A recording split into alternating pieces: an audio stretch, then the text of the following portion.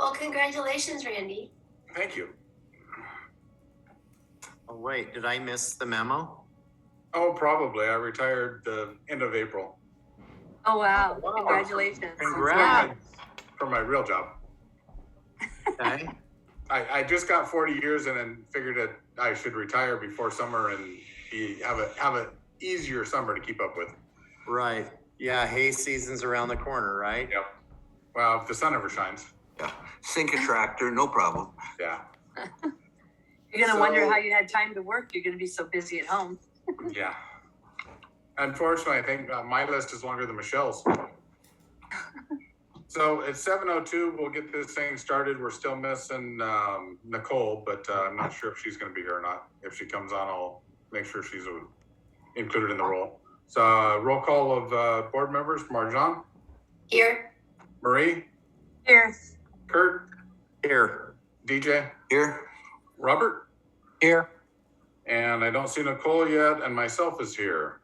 There's no agenda revisions this evening that I'm aware of. Approval of the budget meeting minutes from March 28th. I so move. Second. It's been moved and seconded. Any additions or corrections? Hearing none, I'll do a roll call. Marjan. Aye. Marie. Aye. Kurt. Aye. DJ. Aye. Robert. Aye. I still don't see Nicole. Myself is an aye. Board minutes from April 11th. I so move to approve. Second. It's been moved and seconded. Any additions or corrections? Hearing none. Marjan. Aye. Marie. Aye. Kurt. Aye. DJ. Aye. Robert. Aye. And still no Nicole, and myself is an aye. Moving right on to the superintendent's report. Mr. Bear. Yeah, good evening. A few things for you here this evening. In June, so there have been a few requests, and most recently, requests about recording the Zoom meetings. We'll do that starting June. It's a matter of Mr. Coleman finding a way to archive those. I think we have to keep them for a year, so archiving them in our system and not just hosting them out there somewhere in the Zoom cloud. And then once we go back to live in person in the lecture room, there will be another system that we'll need to install there. If you recall, a while back, there was some there was a disconnect between when the engineers set that system up. There was some proprietary stuff that was used, and then our system never really worked with the media cast that we had purchased. So it's going to be a bit of work to get done there, but we'll make sure that we get that done as well and taken care of. Mr. Bellinger and I are, I think, a little bit excited about, we hired a transportation director. That we've been without a permanent director for some time now with STA. This individual will start with us, I think, next week, and has a lot of experience in logistics, not necessarily with busing, but logistics through the construction industry, multiple fleets being sent all over the Pacific Northwest, coordinating, organizing, traversing, territory far greater than ours, a real good understanding of the weather patterns, what vehicles are capable of doing, not doing in different types of weather. So really has I think a solid understanding of logistics and transportation. The service is a bit different. The product is vastly different, right? We're talking about our students versus construction packages. However, we're confident that he wholly understands that and will be able to do different work in that role for our folks than maybe has been done in the past. From coming outside of transportation, he has a bit of a different perspective on how that should work. So we're excited for that. School-based health center. You're familiar with the fact that we have a school-based health center. We worked with Clackamas County since day one of that school-based health center, since the new school opened. The school-based health center, by way of the county, has had a difficult time, I think, at best, providing the services that we've contracted with them for. Those services primarily being a registered nurse to be there at all times while the school-based health center is open. They recently opened another school-based health center in the county, and they didn't have the funding necessarily to provide for a nurse in that health center. So they have tried to drastically split that time. And so the deliverables really aren't there with our school-based health center. Right now, it's tough having somebody there full time. So kids, it's been hit and miss when kids would drop in.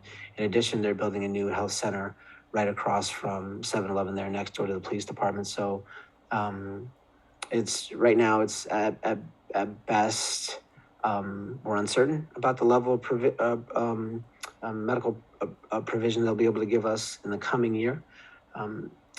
They haven't shirked any of their responsibility or duty by way of providing us with the mental health services. The mental health services that School-Based Health Center provides are still extremely solid, and they're there the entirety of the day. For better or worse, we want to see if there are other options out there with other healthcare providers that might be able to provide both a full-time RN and the mental health services. So Julia is exploring some options with other providers. Legacy is one of the providers that she's having some conversations with. Their Legacy historically hasn't done school-based health centers. So this would be some new territory for them to enter into. It's very preliminary, her having this dialogue. We've explored 5-6 other options. There are some that just do rural school centers where there are no other provisions by way of the county or state. There are some that just work on the east side of the state, don't come this far. So we've combed through all of the providers, and it comes down to whether or not some of the bigger organizations, Legacy or the like, Providence, if you will, would want to partner with the school. Once they're a federally qualified health center, if one of these health centers became a FQHC, a federally qualified health center, they could then get some reimbursement from the federal government. So they wouldn't have to necessarily take insurance from students that maybe don't have insurance, which is the biggest upside of the school-based health center. It's not even really necessarily a sliding scale. If kids don't have insurance, they take kids.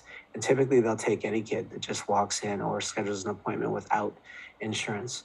But we've worked really closely with the county on making sure that if there is an insurance provider, that they do take that insurance. We don't want the system to go into the red on account of just kids walking in.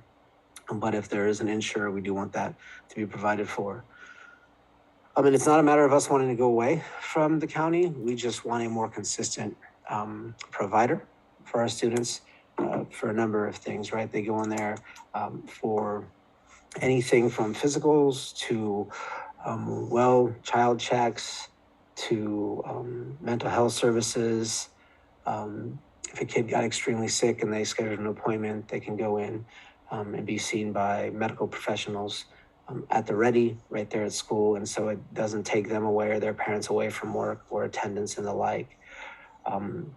So it's a great service. It's just been hit and miss. But the trump card for us will be the mental health component. If there's not another partner that can provide the same mental health component, then we would forfeit any of those other medical services that the county is not able to provide for us currently, and we would maintain a relationship with them through the existing plan just for those services, if that makes sense, because those are so hard to come by, and that's the service that we think is most critical at this point. Any questions about the school-based health center and the way that's working with the county right now? So Aaron, if this were to happen, would we then, we would not be funded through county anymore, right? They would not be taking care of it? I'm not sure I understand. Yeah, that's accurate. Business side of it. Yeah, that's accurate. So the county puts the money into it.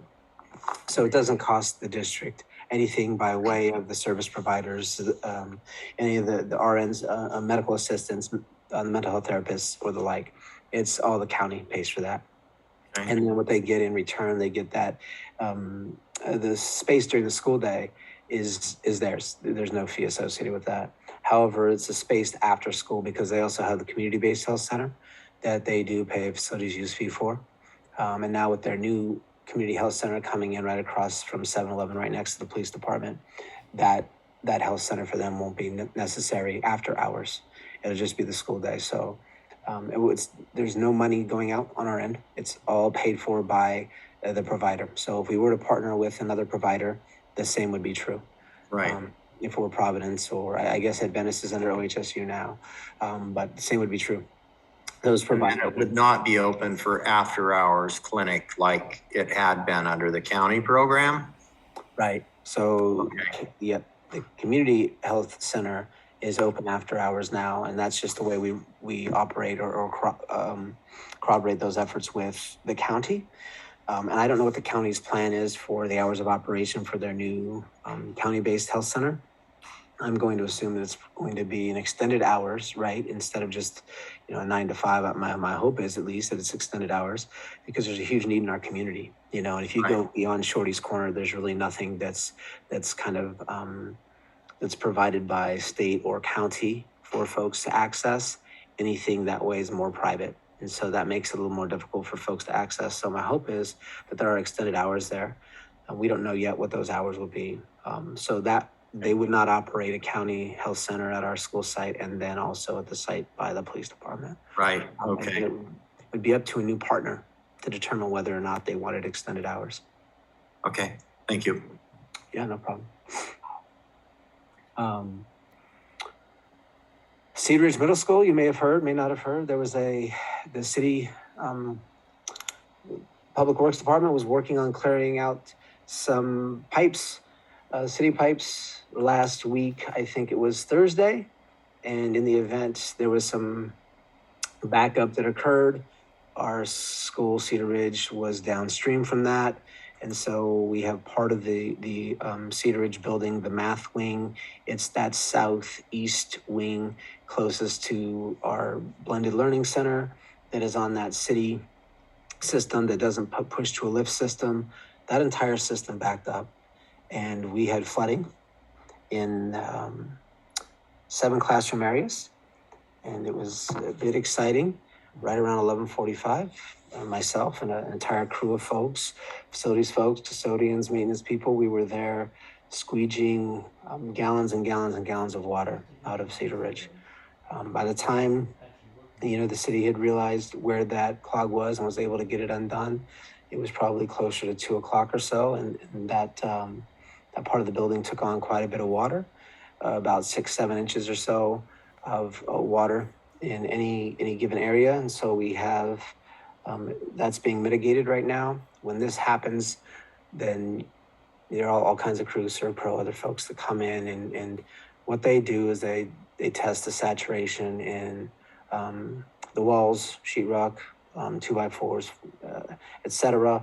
Those saturation levels determine where they have to, use any kind of mitigation strategies to dry that area out, to then sanitize that area, and then make sure that there's no kind of bacterial buildup, mold issues, etc. So there's a good portion of that building now that's cut up to about 12 inches of sheetrock from the floor up.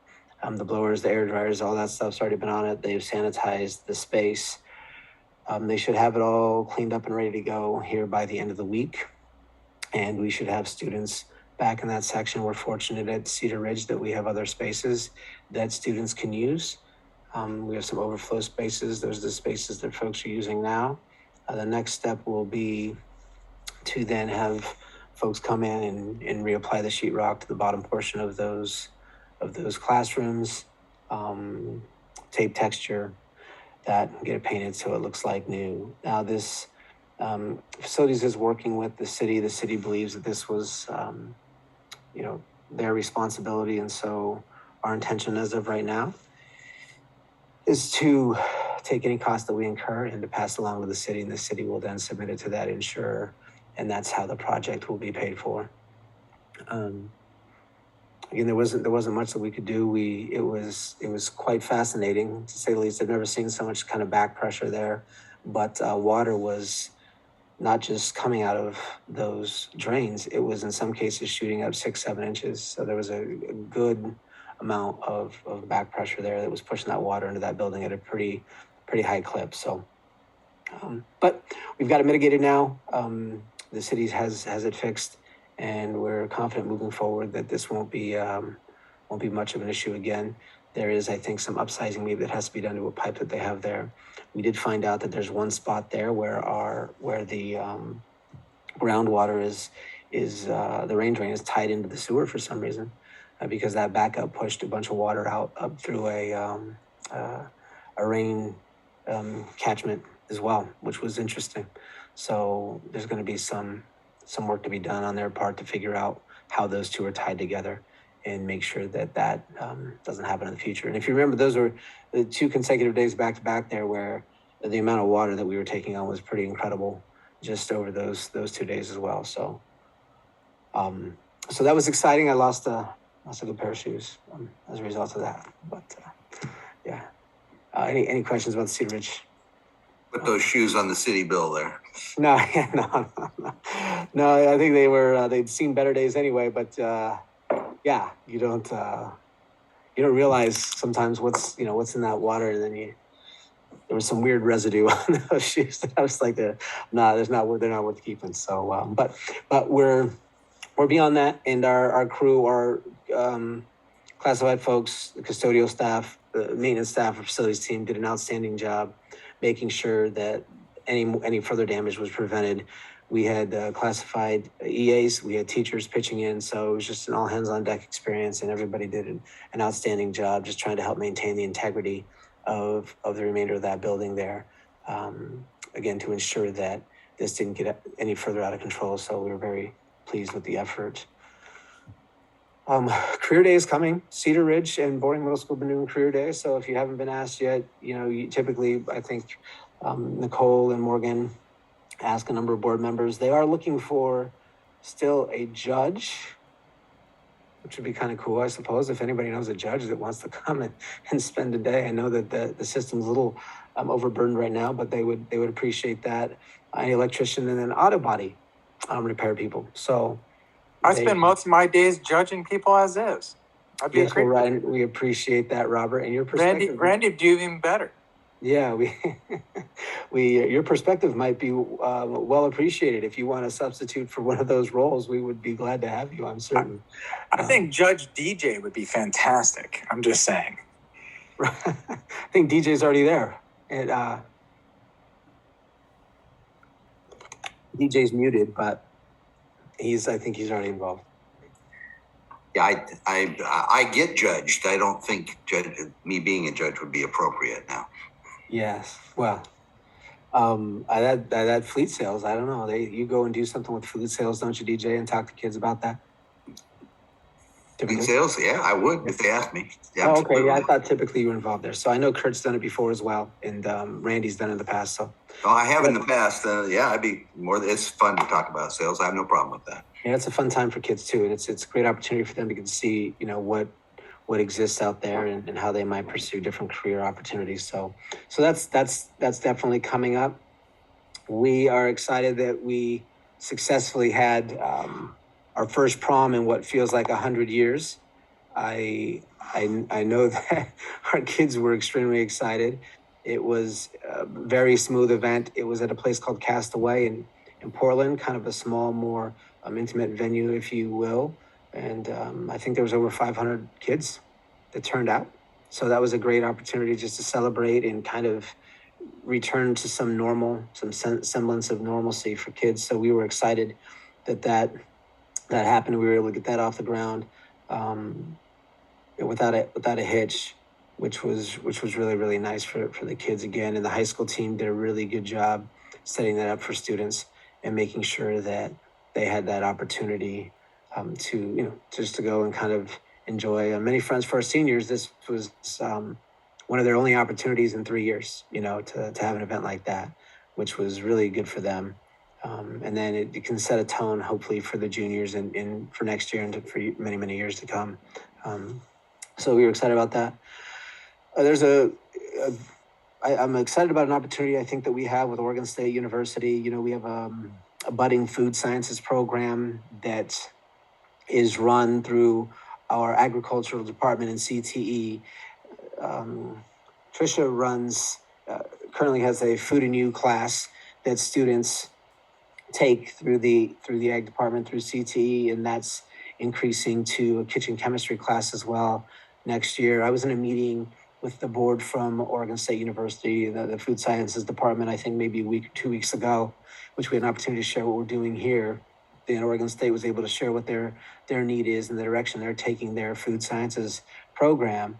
And so I think, again, I say budding opportunity. I think there's a good opportunity for us to build a career pathway through what we're doing at Sandy High School, all the way through to Oregon State, so that students can see themselves as chemists in any form, fashion there of food sciences. There's engineering, there's manufacturing, there's chemistry, you name it. The food sciences industry really has all of it. And so I was excited and hopeful after the meeting that I had.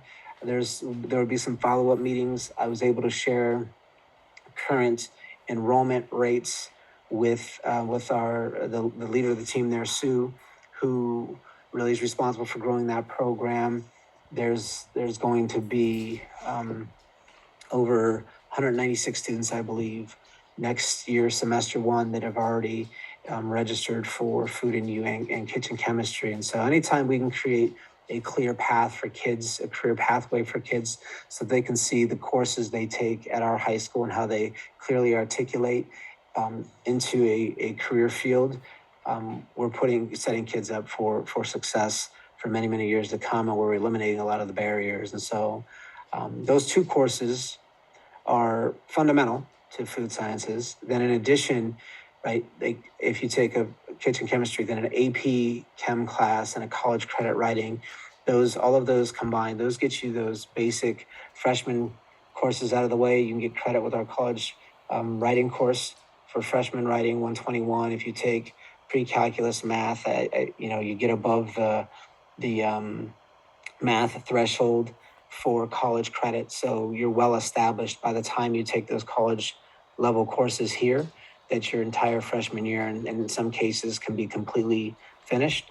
And if you have those two food science courses under your belt, I think that establishes a clear path for you to be well received into that program. And so we're going to continue to explore other ways that we can expand that program with Oregon State University.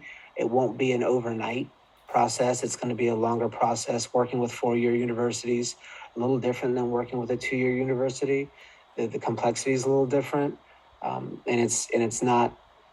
There's just other processes. It's not bad. It's more complex, so it's not as nimble. However, Sue, I don't remember how to pronounce her last name exactly. I don't want to ruin it. So, but she's real gung-ho. Chaucer. Okay. It's nothing like what it looks like. Chaucer, but there's a Q in there, I think, and it's Chaucer. So, okay. Thank you, Kurt. So it will be a bit of a slower growth pattern, but really excited to see what can come of it. And I don't know of any other school districts our size in the state that really have a food science program. There are folks that have family and consumer studies, right? But I don't think it's really focusing on the science aspects of the industry and foods in general. So very excited about that. Questions about that? No. Kurt, would you like to speak to that at all? No, I just thank you, Aaron. Aaron really going back to the vision on Sandy High under our previous superintendent, and I can't tell you how impressed. I'm obviously working on this program as well, because I think there's good things for our students. Just expanding opportunity, and Aaron has been a visionary. I serve on the board at Oregon State on this activity, and it's really great to see a superintendent that's overloaded with other things he's got to do to just keep day to day going, be such a visionary and pushing through. And I thank you, Aaron, board. Any of you want to ask questions on this thing, I'd be super happy to answer it. I was in a meeting this morning at Oregon State, and we were talking about this program and how exhilarating and exciting, and some of that has been through Aaron's visionary capabilities to translate from a superintendent run a school district, how to make the connections and make things work. And, this, we talk food science, like Aaron said, this is more than this. This is engineering, it's mathematics, it's sciences, it's a huge spectrum of things. And that we have the ability to get our students excited about opportunities and learning early on, freshman age, maybe younger, of the opportunities that arrive. I think this is spot on in servicing our student needs. So that my input is thank you, Aaron, for the time, effort, and talent. Well, yes, we're excited, and my feeling is that Oregon State is also. So this could be a very good. Sorry, DJ. I know that we have some fans of some other. That was my other comment. Is DJ? Can you top that? What's? Never mind. We'll talk offline on that. So there's no preferential treatment here with Oregon State. They just happen to have that program, right? And that program can really find our kids on a great pathway. So and go Beavs. That's it. We're excited to continue that partnership.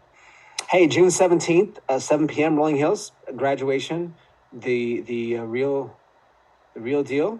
So we're excited about that.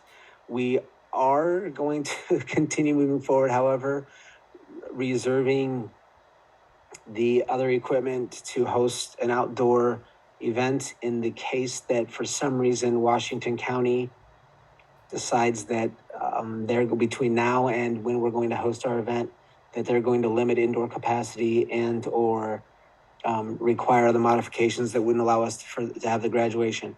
We don't believe it's going to happen, but we just want to make sure that we cover all of our bases. So our team at the high school, they are planning for 2 types of graduations, which isn't easy. However, we do believe it's necessary. But we are moving forward with confidence that we're going to be able to have it indoors at Rolling Hills. It'll be on June 17th, pardon me, no matter where we have it, and it'll be at 7 p.m. However, our hope is that we can do that at Rolling Hills. So excited for that. And then lastly, I want to just share that our robotics team was at Worlds again, and they just got back, and I'm just going to read it directly here. Their robot 1460K, they won the design award in the engineering division. There were over 800 teams in the event, and they gave out 10 awards to the 800 teams. They're given to teams with top engineering notebooks, explain their design choices, strategies, gameplay, and entire blueprint on how to build the robot. The team must also be strong in competition and gameplay and skills challenges. This team went through the 4 interviews with the board as well to win this award. So very, very proud of that team. That high school team was made up of 5 students, so they will know who they are. So very proud of them. And in addition, we had a middle school team that was able to compete, and they're excited about their opportunities. That was Team 1460T, and they're excited about their opportunities. They competed over 4 days, learned a ton, faced a lot of tough competition, and they hope to be a top competitor next year. So the strength of that program rests in a lot of the effort that our volunteers and our advisor put in. And so kudos to them. And we're excited to see what that middle school team brings next year when they transition to the high school. So that's what I have for you guys tonight. Thank you, Aaron. Any further questions for Aaron? Moving on to Allison, who just muted herself. There she is again. Okay. Okay, I wasn't sure. Well, I hope you can hear me. Yep, we can hear you. Yeah. Okay, perfect. Okay. So that was some really exciting stuff, Mr. Bear. Really interesting things happening in the district, stuff I didn't know about. So I'm really glad to hear it, and thank you for sharing. And Aaron actually touched on a couple of things I was going to chat about. So I'm going to jump around a little bit, if you don't mind. So it's the end of the year-ish. I think students can feel it. They can smell it. Their behaviors, right? They're really excited. There's a lot of shouting about how many days, how many weeks. And so there's definitely some anticipation and excitement about the end of the year for kids. And, with that comes a bit of uptick in behaviors. that we always expect at this time of year. So, it's a balancing act, meeting kids where they are and still trying to accomplish what we're trying to accomplish. But all in all, it's really a beautiful energy. And it's really nice to be with kids at this time of year in consideration of, kind of the vibe last year. And Aaron talked about the second piece a little bit, and I'm really glad that he did. I had some conversations with some teachers today about the mental health of kids, just kind of some noticings we've had. And it occurred to me that last month when I talked about kind of a teacher's reflection, I didn't bring it up, and I should have. So I've spoken to tons of teachers and specialists this year, and one of the things we've definitely noticed is an increase in mental health issues of our students. And it's concerning for, all the reasons. We're there because we're passionate about kids, and to see so many kids suffering in ways that we haven't seen them suffering in years past is really difficult. And there's a range of issues happening that I don't want to get into, but you can imagine, I'm sure. And so, I'm really glad to hear that the district is working on, kind of creative solutions on how to get more mental health supports for kids. They certainly need it. Anxiety is a big piece of that. And there's a couple of groups of kids, I think, in speaking with teachers and specialists, that are really feeling that anxiety right now. And that's our 5th graders about to be 6th graders, our 8th graders about to be freshmen, and our high school seniors about to be productive members of society. That's not to say that there's an anxiety around, but these 3 groups, I feel, in talking to people, are really feeling it the most. And, we talked a lot this year and last year about the social emotional learning of kids. And that's a huge part of what school's about. I'm sure we can all, kind of acknowledge that. And last year with distance learning and hybrid learning, some of that was missed. And I think that's why so many of those 3 groups are feeling more anxiety than they would normally feel.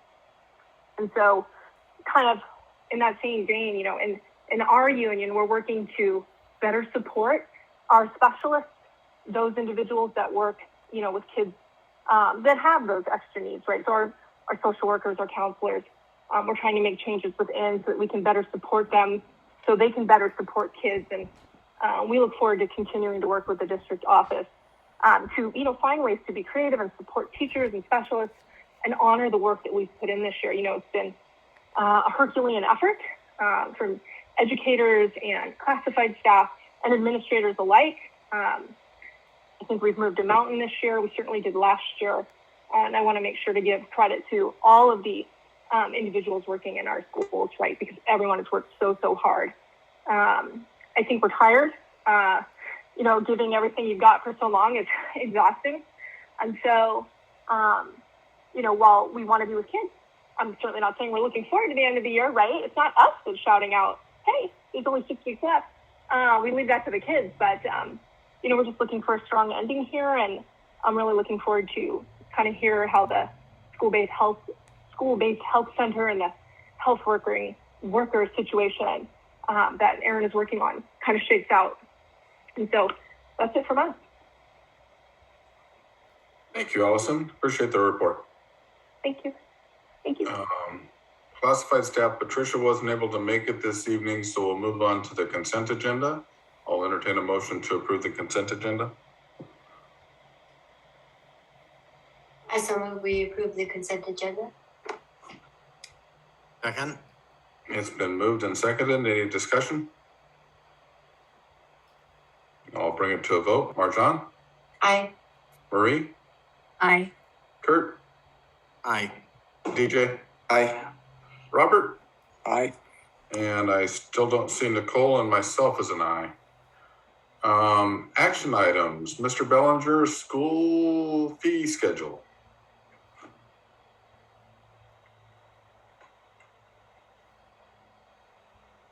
Tim, you're muted. Thank you so much. So every year, greetings. Every year I go and consult the school buildings to see if there's any adjustments that need to be made with regard to student fee schedules. We just don't make very many very often. We try to stay stable. There was a couple of things that were brought up to me this year, and you've seen them scheduled in the packet. Specifically, with the advent of the drone program, the label for engineering has been modified so that it recognizes drone. The fee is the same for that elective program. The high school principal approached me also regarding the admission fee to the theater for the productions, saying that the licensure cost of the materials has gone up, and so they're looking to try and recuperate some money by raising $1 a ticket on those items. And then on the middle school side of the house, there's a fee that was brought to my attention that actually they started implementing it without going through this process because, frankly, they just weren't aware of it. And that's a instrument rental fee for the band program. This is an area where actually statute explicitly allows school districts to charge a rental fee for district-owned instruments. And simply put, the money is used to upkeep and refurbish those instruments, which take a beating through the course of a year. Nobody's obligated to rent a district instrument. They can buy their own instrument and bring to it. They can rent it from a music company. There's a couple of them around that regularly rent to kids. I remember when I was in high school, I got mine from a neighboring college. So there's lots of avenues for students to get instruments. So this isn't a mandatory on them. The $50 for the instruments would likely raise around $1,000 to go towards refurbishing. The admission fee increase would probably raise around $670. And then the only other change on there was the AP fee, again, keeping up with the cost associated with chemistry for that class, going from $250 to $5. So those are the adjustments, again, very, very minor, but initiated to me from the buildings. And we typically try to get them in front of you guys now so that if approved, they can get them in their student planners.